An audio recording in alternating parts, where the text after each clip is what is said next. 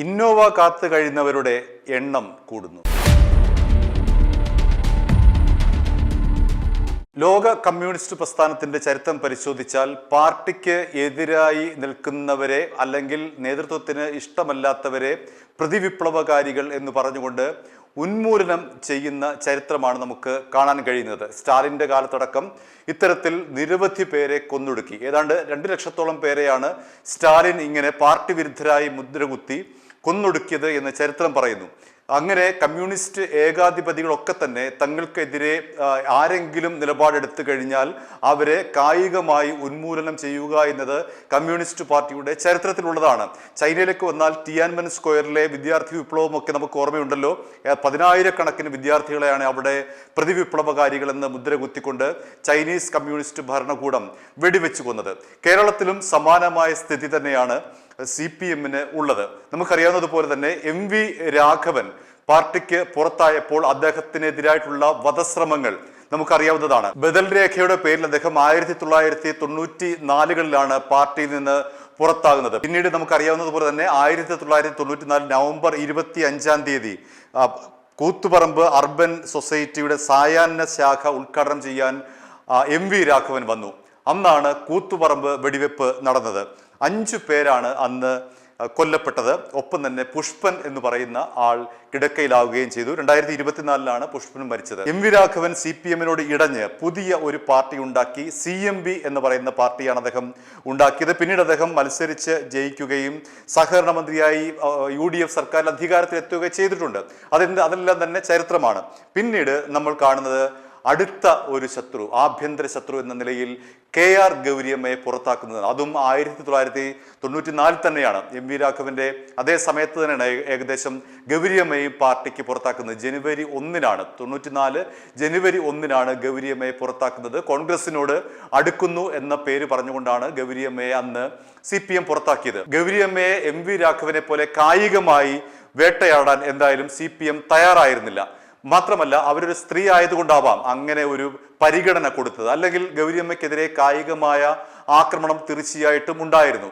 ഗൗരിയമ്മയും JSS എന്ന് പറയുന്ന സ്വന്തമായ ഒരു പ്രസ്ഥാനമുണ്ടാക്കി CPM-നെതിരെ മത്സരിച്ച് വിജയിക്കുകയും UDF മന്ത്രിസഭയിൽ അംഗമാവുകയൊക്കെ ചെയ്ത ചരിത്രം നമുക്കറിയാവുന്നതാണ്. പക്ഷേ പിന്നീട് നമ്മൾ കാണുന്നത് ഇവരുടെ അവസാന സമയത്ത്, അതായത് MV രാഘവൻ ബോധമില്ലാത്ത സമയത്ത് ആശുപത്രിയിൽ കിടക്കുന്ന സമയത്ത് അദ്ദേഹത്തെ CPM-ൽ എടുത്തു എന്ന് സംസ്ഥാന നേതൃത്വം പ്രഖ്യാപിച്ചു.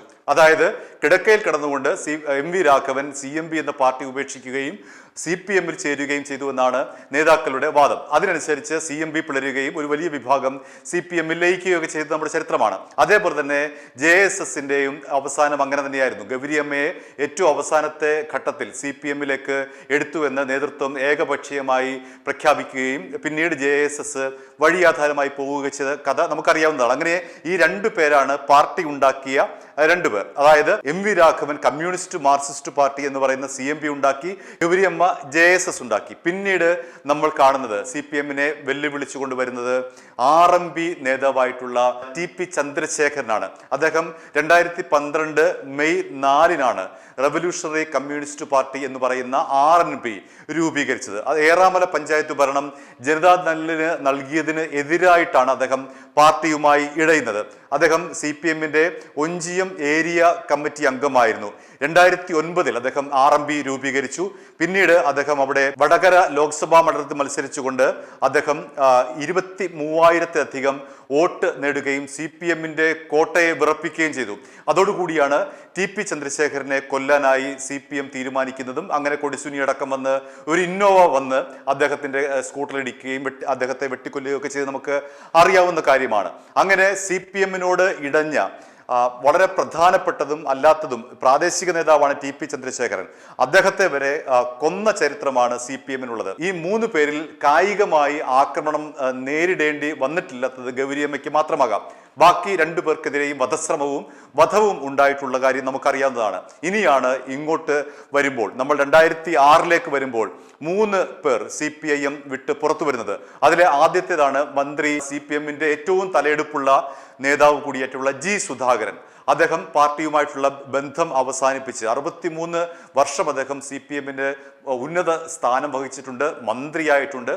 കറകളഞ്ഞ നേതാവ് എന്നുള്ള ഒരു പേര് അദ്ദേഹത്തിനുണ്ട്. അദ്ദേഹം 63 വർഷത്തെ പാർട്ടി ബന്ധം ഉപേക്ഷിച്ചുകൊണ്ട് 2026 അമ്പലപ്പുഴയിൽ നിന്ന് മത്സരിച്ച് ജയിച്ചു. ഇവിടെ അദ്ദേഹം സ്വന്തമായി പാർട്ടി ഉണ്ടാക്കാൻ താല്പര്യപ്പെട്ടില്ല. ആരെപ്പോലെ MV രാഘവനെ പോലെയും ഗൗരിയമ്മയെ പോലെയും TP ചന്ദ്രശേഖരനെ പോലെയും G സുധാകരൻ സ്വന്തമായിട്ട് പാർട്ടി ഉണ്ടാക്കാൻ ശ്രമിച്ചില്ല. മാത്രമല്ല അദ്ദേഹം UDF സ്വതന്ത്രനായിട്ടാണ് മത്സരിച്ച് വിജയിച്ചത്. മറ്റൊരാൾ പയ്യന്നൂരിലെ പ്രാദേശിക നേതാവായിട്ടുള്ള V കുഞ്ഞികൃഷ്ണനാണ്. അദ്ദേഹവും ഈ പറഞ്ഞ കറകളഞ്ഞ കമ്മ്യൂണിസ്റ്റുകാരനാണ്. അദ്ദേഹം പാർട്ടിയോട് ഇഴഞ്ഞു.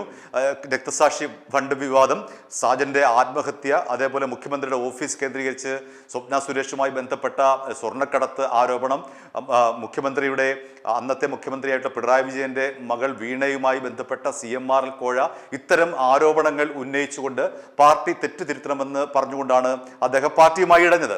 പിന്നീട് അദ്ദേഹം പയ്യന്നൂരിൽ നിന്ന് G സുധാകരനെ പോലെ UDF സ്വതന്ത്രനായി നിന്ന് മത്സരിച്ച് MLA ആയി. മറ്റൊരാൾ TK ഗോവിന്ദനാണ്. അദ്ദേഹം CPM സംസ്ഥാന സെക്രട്ടറി MV ഗോവിന്ദന്റെ ഭാര്യ PK ശ്യാമളയ്ക്ക് എതിരായി തളിപ്പറമ്പിൽ നിന്ന് മത്സരിച്ച് വിജയിച്ച ഒരു മുൻ CPM നേതാവാണ്. അദ്ദേഹം അവിടുത്തെ പ്രാദേശികമായി TP ചന്ദ്രശേഖരനെ പോലെ തന്നെ വളരെ ആഴത്തിൽ പാർട്ടിയുമായി ബന്ധമുള്ള, വളരെ ആഴത്തിൽ പാർട്ടിയുമായി അടുപ്പമുള്ള ആളാണ് TK ഗോവിന്ദൻ. അദ്ദേഹം PK ശ്യാമളയാണ് തോപ്പിച്ചത്. അപ്പോൾ ഈ 3 നേതാക്കൾ എന്ന് പറയുന്നത് പാർട്ടിയുടെ തലയെടുപ്പുള്ള 3 നേതാക്കളായിരുന്നു. അതിൽ G സുധാകരൻ സംസ്ഥാന തലത്തിലെ ഏറ്റവും മുതിർന്ന ഒരു നേതാവാണ്. മറ്റു 2 പേർ പ്രാദേശികമായി വലിയ സ്വാധീനമുള്ളവരാണ്. അവർ ഈ 3 പേർക്കും വോട്ട് ചെയ്തത് CPM സഖാക്കളാണ് എന്നുള്ള കാര്യമാണ് ഇവിടെ എടുത്തു പറയത്തക്ക ഒരു കാര്യം. അത് CPM-നെ പ്രകോപിപ്പിക്കുന്നുണ്ട്. നേരത്തെ TP ചന്ദ്രശേഖരന്റെ അടുക്കിലേക്ക് ഇന്നോവ വന്ന പോലെ ഈ 3 പേരുടെ അടുക്കിലേക്ക് എന്നാണ് ഇനി ഇന്നോവ വരുന്നത് എന്നുള്ളതാണ് ഏറ്റവും പ്രസക്തമായ ചോദ്യം. ഇനി ഈ 3 പേരുടെ വീട്ടിലേക്ക് മാത്രമാണോ ഇന്നോവ വരാൻ സാധ്യത? അല്ല, ഇന്നോവ വരാൻ സാധ്യത ഉള്ളവരുടെ എണ്ണം കൂടിക്കൊണ്ടേയിരിക്കുന്നു. അതായത് പിണറായി വിജയനും MV ഗോവിന്ദനും എതിരായിട്ട് വലിയ ഒരു നേതൃനിര തന്നെ CPM-ൽ ഉയരുന്നു. ഒരു വലിയ വിമത ശബ്ദം ഉയരുന്നു. G സുധാകരനും V കുഞ്ഞികൃഷ്ണനും TK ഗോവിന്ദനും അടക്കമുള്ളവർ ഉന്നയിച്ച അതേ ആരോപണങ്ങൾ തന്നെ ഉന്നയിച്ചുകൊണ്ടാണ് ഈ വിമത ചേരി രൂപപ്പെടുന്നത്. അതും CPM-ന്റെ ജനറൽ സെക്രട്ടറി MA ബേബിയുടെ മൗന അനുവാദത്തോടു കൂടിയാണ് ഈ ഒരു വിമത ചേരി രൂപം കൊള്ളുന്നത്. അവിടെ ദേശാഭിമാനി ചീഫ് എഡിറ്ററായിട്ടുള്ള കേന്ദ്ര കമ്മിറ്റി അംഗമായിട്ടുള്ള പുത്തലത്ത് ദിനേശനുണ്ട്. അതേപോലെ കണ്ണൂർ ലോബി എന്ന് പറയുന്ന ആ ലോബിയിലെ 3 ജയരാജന്മാരുണ്ട്. ഒപ്പം PK ശ്രീമതിയുണ്ട്, KK Shailaja ടീച്ചറുണ്ട്, P രാജീവുണ്ട്, M സ്വരാജുണ്ട്, KN ബാലഗോപാലുണ്ട് തുടങ്ങിയ വലിയൊരു നിര തന്നെ പിണറായി MV ഗോവിന്ദൻ കോക്കസിന് എതിരായി രംഗത്ത് വന്നിരിക്കുകയാണ്. ഈ 2 പേരാണ്, പ്രത്യേകിച്ചും പിണറായി വിജയനാണ് പാർട്ടിയെ മുച്ചൂടും മുടിപ്പിച്ചത് എന്നുള്ള നിലപാടാണ് ഇവരുടേത്. CPM-ന്റെ ചരിത്രത്തിലെ ഏറ്റവും വലിയ തോൽവിക്ക് ഉത്തരവാദി പിണറായി വിജയനും അദ്ദേഹത്തിന്റെ നിഴലായി നിൽക്കുന്ന MV ഗോവിന്ദനുമാണ് എന്നാണ് ഇവരുടെ നിലപാട്. അതുകൊണ്ട് തന്നെ അടിയന്തരമായി പാർട്ടിയുടെ പ്രത്യേക പ്ലീനം ചേരണമെന്നാണ് ഇവർ പാർട്ടിക്കുള്ളിൽ ആവശ്യപ്പെടുന്നത്. പ്ലീനം ചേർന്നുകൊണ്ട് ഈ 2 നേതാക്കളെ, അതായത് പിണറായി വിജയനെയും MV ഗോവിന്ദനെയും മാറ്റുക, പകരം പുതിയ ഒരു നേതൃത്വത്തെ കൊണ്ടുവരിക, പാർട്ടിയെ തകർന്ന് തരിപ്പണമാക്കി കിടക്കുന്ന പാർട്ടിയെ CPM-നെ വീണ്ടും പഴയ പ്രതാപത്തിലേക്ക് ഉയർത്തിക്കൊണ്ടുവരിക, ഇതാണ് ഇവരുടെ ആവശ്യം. അതുകൊണ്ട് തന്നെ ഈ 3 പേർ ഉന്നയിച്ച ആവശ്യങ്ങൾ തന്നെയാണ് ഇപ്പോഴത്തെ ഈ കണ്ണൂർ ലോബിയും അതുപോലെ തന്നെ P രാജീവ് അടക്കമുള്ളവരും ഉന്നയിക്കുന്നത്. അതായത് G സുധാകരനും V കുഞ്ഞികൃഷ്ണനും TK ഗോവിന്ദനും അടക്കമുള്ളവർ ഉന്നയിക്കുന്ന അതേ ആവശ്യം തന്നെയാണ്. നേതൃത്വം തെറ്റ് തിരുത്തുക എന്നുള്ള ആവശ്യമാണ്. അതിലൊക്കെ ഒരു പടി കൂടി കടന്നുകൊണ്ട് തെറ്റുതിരുത്തലിന് അപ്പുറത്തേക്ക് നേതൃത്വം തന്നെ മാറുക എന്നുള്ള പ്രധാനപ്പെട്ട ആവശ്യമാണ് CPM-ൽ രൂപം കൊള്ളുന്ന ഈ വിമത ചേരി പ്രധാനമായും ഉന്നയിക്കുന്നത്. CPM നേതൃത്വം എന്ന് പറയുന്നത് ഈ 2 നേതാക്കളിലേക്ക് മാത്രം ചുരുങ്ങുന്നു.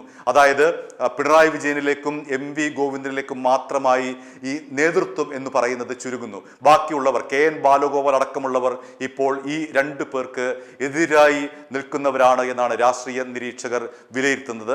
അതുകൊണ്ട് തന്നെ നേരത്തെ സൂചിപ്പിച്ചതുപോലെ തന്നെ MV രാഘവനും TP ചന്ദ്രശേഖരൻ അടക്കമുള്ളവർക്കെതിരെയുള്ള കായിക ഉന്മൂലനം എന്ന നില പാർട്ടി സ്വീകരിച്ചാൽ, പിണറായി വിജയൻ സ്വീകരിച്ചാൽ, MV ഗോവിന്ദൻ സ്വീകരിച്ചാൽ ഇന്നോവ വരുന്നവരുടെ എണ്ണം, ഇന്നോവ കാത്ത് കഴിയുന്നവരുടെ എണ്ണം കൂടുകയാണ് എന്ന് നമുക്ക് പറയേണ്ടി വരും. ജി സുധാകരന് നേരെ ഒരുപക്ഷെ ഇന്നോവ വരാനുള്ള സാധ്യതയുണ്ട്. അതേപോലെ V കുഞ്ഞികൃഷ്ണന് നേരെ ഇന്നോവ വരാനുള്ള സാധ്യതയുണ്ട്. TK ഗോവിന്ദന് നേരെ ഇന്നോവ വരാനുള്ള സാധ്യതയുണ്ട്. ദേശാഭിമാനി ചീഫ് എഡിറ്ററും കേന്ദ്ര കമ്മിറ്റി അംഗവുമായിട്ടുള്ള പുത്തലത്ത് ദിനേശിനെതിരെ ഇന്നോവ വരാൻ സാധ്യതയുണ്ട്. അങ്ങനെ ഈ രണ്ടു പേരെ വെല്ലുവിളിക്കുന്ന ആർക്കെതിരെയും എപ്പോൾ വേണമെങ്കിലും ഇന്നോവ വരാം എന്നുള്ളതാണ് ഇപ്പോഴത്തെ CPM-നുള്ളിലെ അന്തഛിദ്രങ്ങൾ വെളിവാക്കുന്നത്. i2i News, an eye for truth. i2i News subscribe ചെയ്തിട്ടില്ലാത്തവർ ഇപ്പോൾ തന്നെ സബ്സ്ക്രൈബ് ചെയ്യുക. നോട്ടിഫിക്കേഷൻ ലഭിക്കുവാൻ ബെൽ ബട്ടണും അമർത്തുക.